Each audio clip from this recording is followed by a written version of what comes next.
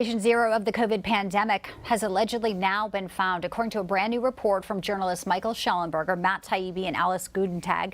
They say their U.S. government sources indicate the first 3 people to contract the virus, they were scientists at the Chinese Wuhan Institute of Virology. Now, this report, of course, is a major contradiction to what we were told throughout the pandemic, years after, that it was outrageous to think that this virus came from a Chinese lab. It was a wet market, right?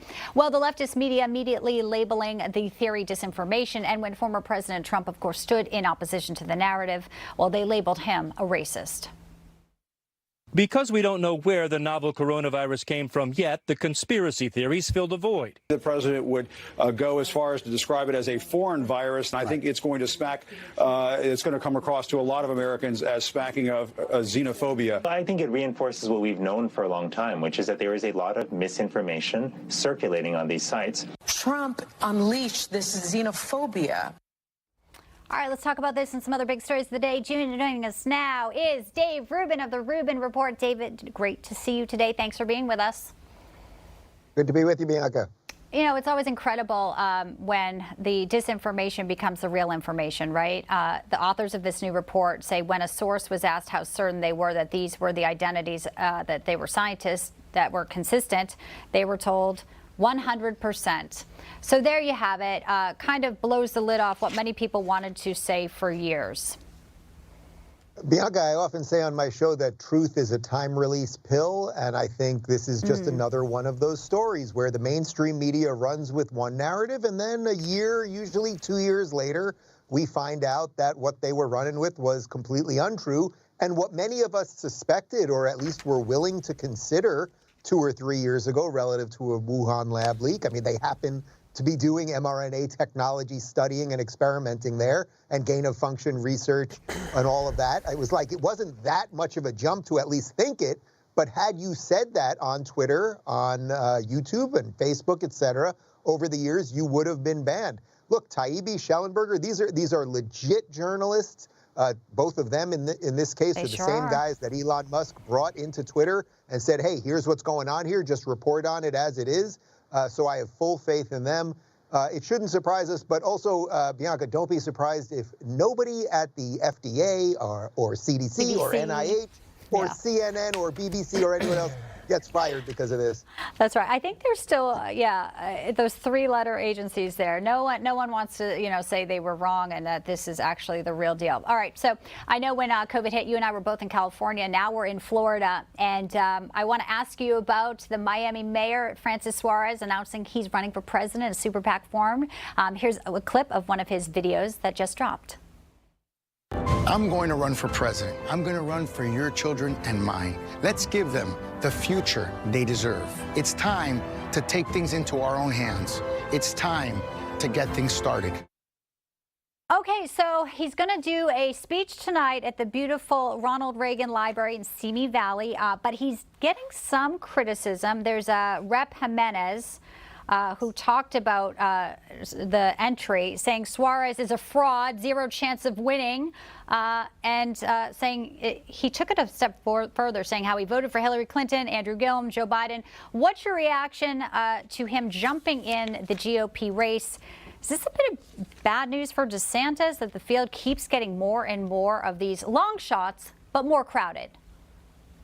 Well, look, Bianca, everyone knows, obviously, I'm a supporter of Governor Ron DeSantis, and I think that he will be the president come January 2025, and I think he's the best person to be president going forward. That being said, I know Francis Suarez. I've interviewed him a few times. He's a decent human being. He's a good guy. He's been a fantastic mayor in Miami.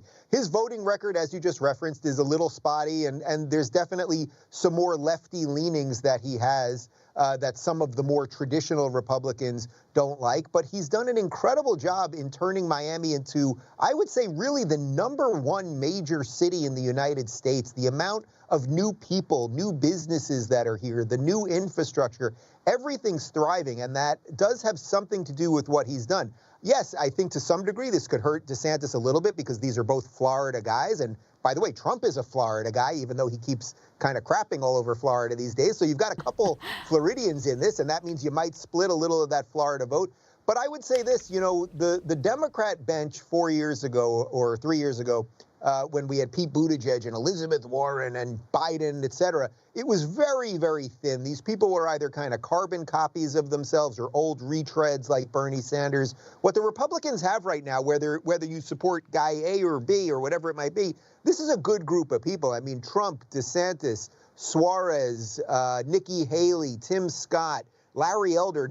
I don't think any objective person would walk around and think this is just a thin bench and none of these people have the qualifications. So I'm happy to see him involved. That's just fine. There you go. All right. Well, you know, on the other side, the bench there, you know, Gavin Newsom's name's always sort of, you know, flirted about there with his presidential aspirations. He's going after DeSantis still on those migrant flights, even though we saw them happy to get to California. What's your reaction to this report coming out of California that Newsom's meeting with a Texas sheriff comparing notes about potential criminal prosecutions, you know, over DeSantis? And it seems like either he's going to go forward with something, Dave, or he's just trying to get some headlines there off of DeSantis. Oh, no, he's trying to get headlines. Nothing's going to come of this. Ron DeSantis is defending the borders of Florida. We are not a sanctuary state. Texas is not a sanctuary state, although the federal government has been trying to make Texas a sanctuary state by not protecting the border, also doing the same to Arizona. Gavin Newsom is an absolute fraud. He shouldn't even say the word Florida. He should be so embarrassed by what is going on in his state and his cities, San Francisco, Los Angeles, et cetera. The California legislature just passed this bill just in the last 2 days that, in essence, if you don't confirm your 7-year-old child's gender identity that they happen to think they are on any given day because your son likes pink, that the state could potentially take that child away from you. He's an embarrassment. The state is in massive debt. Their infrastructure is crumbling. 1.5 million people have fled California. The only 3 years in the history of California that it has lost population are the last 3 years of California, of the last 3 calendar years. You know who the governor was those 3 years? Gavin Newsom. And it's incredible, too. People still want to stay there and pay all those taxes. But, you know, there we go.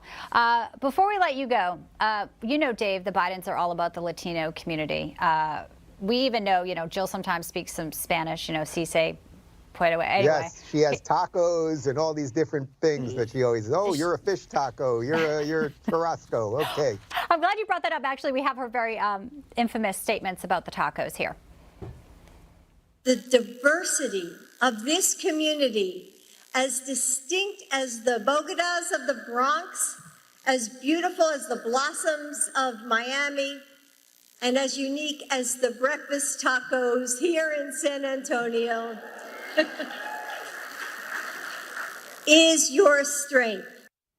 Ooh, bodega, please. Okay, it's a bodega, lady. It's a bodega. Come on. Well, I just want to get final question tonight. You know, what are the Bidens up to? They're screening a movie, Dave, because they love the Latinos. Ava Longoria, according to IMDb, has a new movie called Flaming Hot. It's the inspiring story of a Frito-Lay janitor who disrupted the food industry, turning Flaming Hot Cheetos into a snack and an iconic global pop culture phenomenon.